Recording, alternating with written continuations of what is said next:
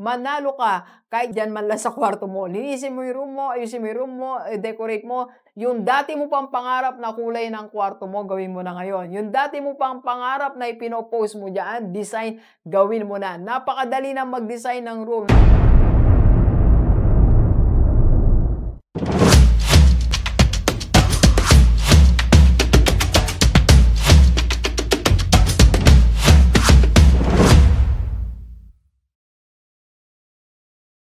Believers, at age 50, dapat may maipanalo ka na sa buhay. Let's go, let's go.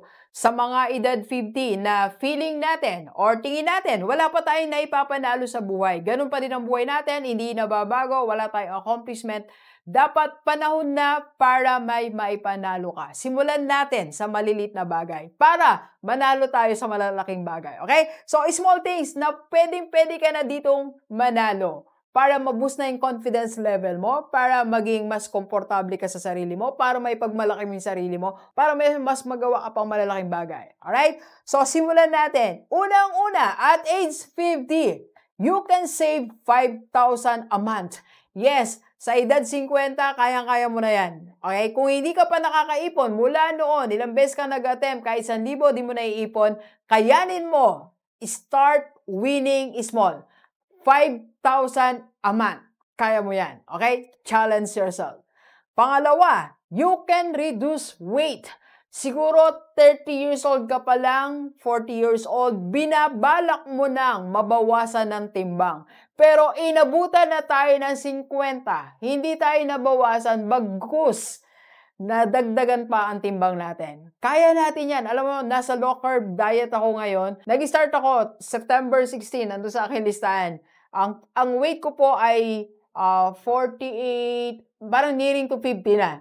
So, ngayon, in 7 days, 48 kilos tayo. So, almost 1 kilo in 7 days. Kaya natin yan.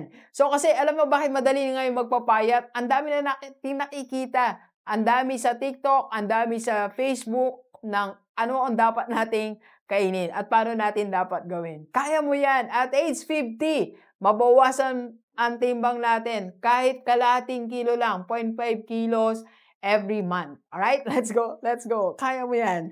And of course, you can have 10,000 or 15 steps a day. Small wins pero mahalaga, lalo sa pagpapapayat.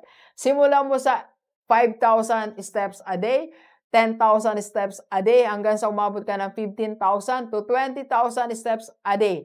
So, Doc, bibilangin ko pa ba yan? Isa pa rin ba yan sa poproblemahin ko? Hindi na po. Meron akong isang video na pinapanood sa YouTube. So, ang sabi niya po ganito, para hindi ka bilang-bilang, baka dyan pa tayo maghirap sa kakabilang.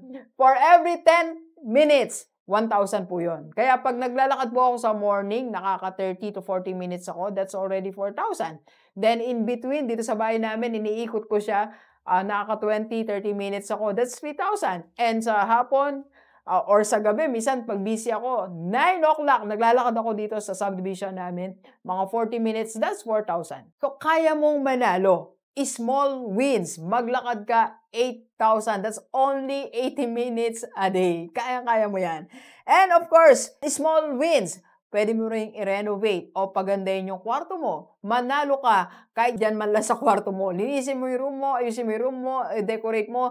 Yung dati mo pang pangarap na kulay ng kwarto mo, gawin mo na ngayon. Yung dati mo pang pangarap na ipinopost mo dyan, design, gawin mo na. Napakadali na mag-design ng room. Nandyan si DIY, nandyan si City Hardware, nandyan si Wilcons. Okay? Kaya-kaya mo na yan. And good news, right? So, pag nanalo ka sa mga small wins na to, kaya mo na ng malalaking panalo sa buhay. Pag nakaipon ka ng 5,000, isang araw makakaipon ka na ng 10,000. Isang araw, ang naipon mo na yan, pwede mo nang ipang negosyo, maliit na negosyo.